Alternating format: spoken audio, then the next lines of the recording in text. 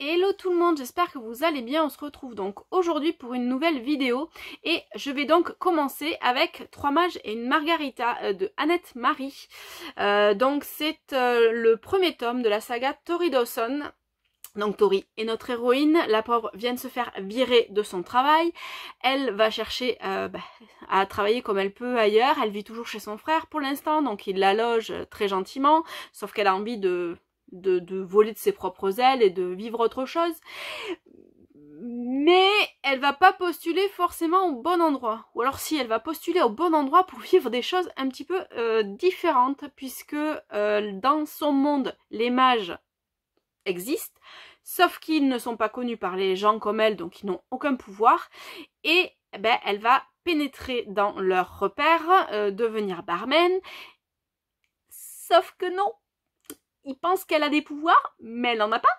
Et elle va se retrouver au milieu de toute cette histoire qui va la conduire à se battre avec des vilains, mener une enquête avec d'autres mages. Et j'ai trouvé vraiment l'ambiance de ce roman génial. Je suis fan de cette couve hyper colorée et qui représente bien notre héroïne qui va vraiment aller au bout des choses. J'ai hâte de voir ce que la suite va nous réserver. En tout cas, si vous aimez l'urban fantasy, n'hésitez pas, foncez parce que cette héroïne est vraiment géniale. Ensuite, on va passer sur un thriller avec Requiem pour un diamant de Cécile Cabanach. Donc c'est un roman qui se passe à Paris, du moins en région parisienne, et qui va nous raconter l'histoire alors croisée de plusieurs personnages qu'on va suivre au fil de l'enquête, puisqu'il vient d'y avoir un meurtre et notre héroïne, Virginie, je vais me rappeler de son prénom, a décidé de mener l'enquête et d'agacer un petit peu tout le monde, clairement. Donc elle va enquêter dans le milieu de la joaillerie parisienne, découvrir plein de choses. On va suivre plusieurs personnages qui vont nous mener petit à petit jusqu'à la conclusion. J'ai beaucoup aimé la façon dont l'autrice nous décrit toute cette intrigue. On va aller de découverte en découverte avec les personnages. Forcément certaines choses restent assez obscures et assez violente, puisque on va avoir le point de vue aussi bien des gentils que des méchants, et donc c'est un thriller que je ne peux que conseiller parce que la fin est vraiment hyper intense et assez bluffante quand même. Ensuite, je vais vous parler donc de Moi Méduse de Sylvie Bossier. Donc c'est une petite collection, ce sont des tout petits romans de 80 pages à peu près d'histoire, et ensuite donc on a la réalité du mythe qui nous expliquait aussi. C'est le deuxième roman que je lis de cette collection et chez Scrinéo, et j'aime vraiment beaucoup les couvertures, ce que ça nous raconte, parce qu'en fait j'avais lu moi Lydia Sirène de mémoire, et du coup ça va nous ancrer dans la réalité de ce qui s'est passé réellement, de la façon dont le mythe est venu au monde. Et j'ai beaucoup aimé cette histoire qui est racontée de manière très simple mais sans être simpliste, et qui nous entraîne à la suite de Méduse, qui va vivre des choses qui sont pas jolies. Et donc j'ai particulièrement aimé aussi à la fin tout ce qui est en fait le cahier de jeu avec les quiz et tout ça. J'ai trouvé ça vraiment super bien fait et hyper didactique. Ensuite, je vais vous parler d'un autre thriller, donc avec Douve de Victor Gilbert. Donc c'est un roman qui va nous entraîner dans la ville de Douve, qui est perdue au milieu de nulle part, un cul-de-sac où il va venir 40 ans après ses parents pour comprendre pourquoi son père a dit une phrase énigmatique. Et petit à petit, on va donc découvrir qu'il y a eu un meurtre, que le méchant a été arrêté, sauf que tout le monde dans le village clame c'est pas possible que ce soit lui, et donc Hugo, notre héros, va essayer de comprendre ce qui se passe réellement.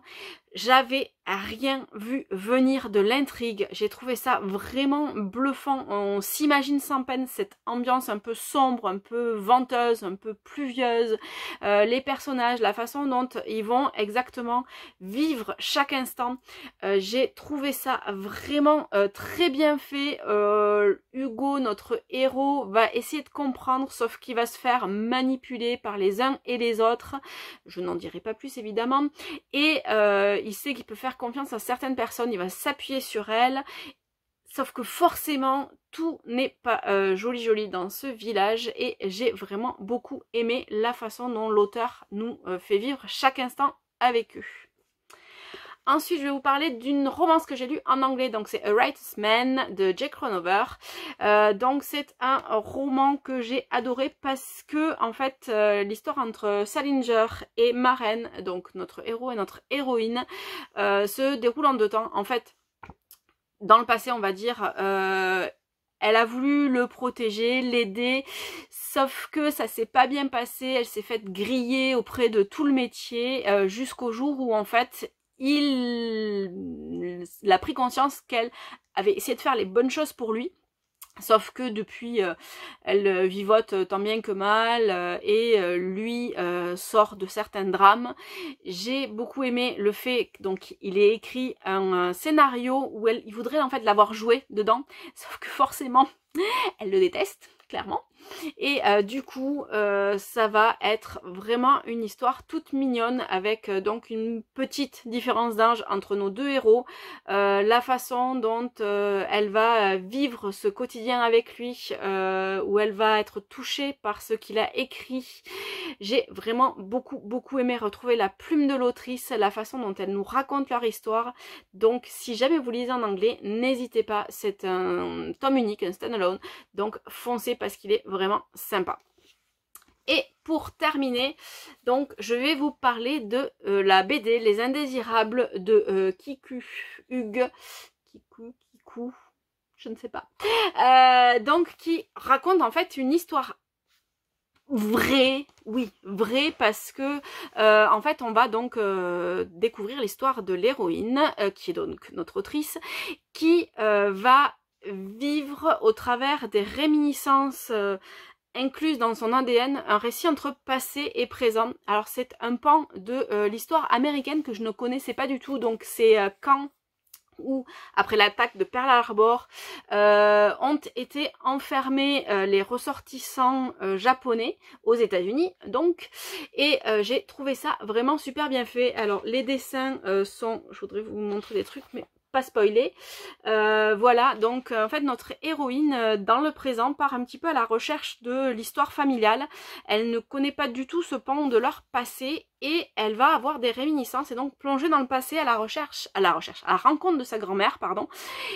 Sauf que bien évidemment elle comprend pas comment elle fait le voyage entre passé et présent et c'est une histoire qui à la fois nous apprend le côté historique de ce qui a pu se passer à l'époque et qui nous lie à notre ADN, à ce qu'on peut avoir en nous comme mémoire de nos parents, de nos grands-parents et des générations précédentes, des années précédentes, j'allais dire, des générations précédentes. J'ai trouvé ça vraiment super bien fait, hyper bien décrit et la façon dont cette histoire de famille ressort, c'est vraiment génial. Voilà pour les 6 livres dont je voulais vous parler aujourd'hui. Je vous dis à très bientôt. Bye bye.